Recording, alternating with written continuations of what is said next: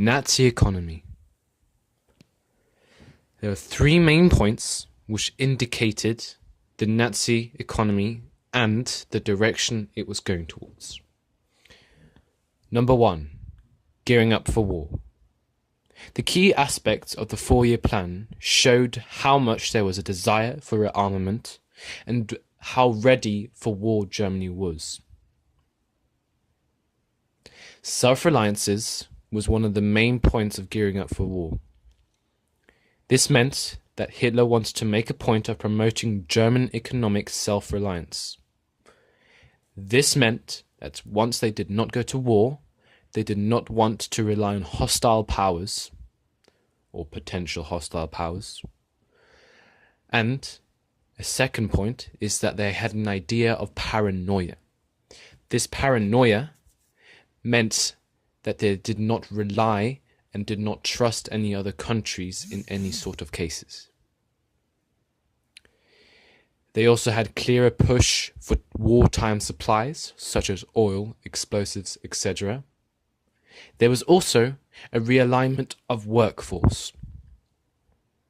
Additionally, there was also a focus on rearmament-based jobs, such as building roads, munitions, and agriculture. Number 2, success of the 4-year plan. There has been a very big discussed sort of situation, but generally it was a partial success.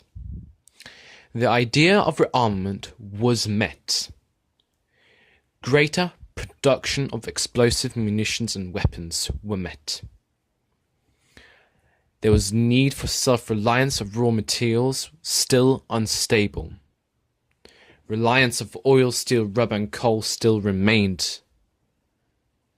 1/3 of its raw materials still came from foreign powers, which did not meet their self-reliance. 3. Historians. There are 4 main historians we will set focus on. Klein.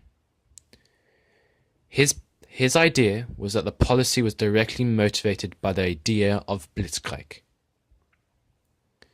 This stated that there was a desire for a short war and a desire to avoid total war.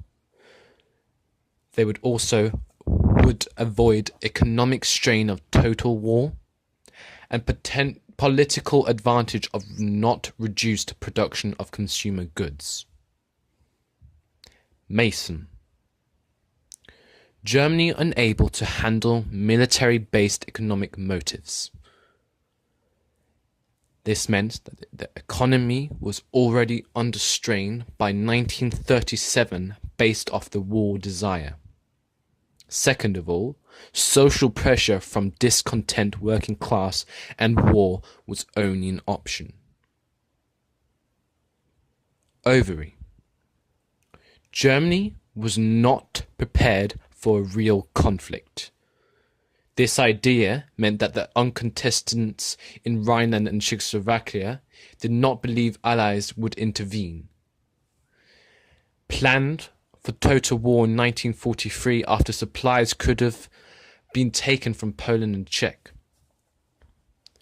Reinforced their economy, became better prepared for total war. There was also a known knowledge that a great war was evident.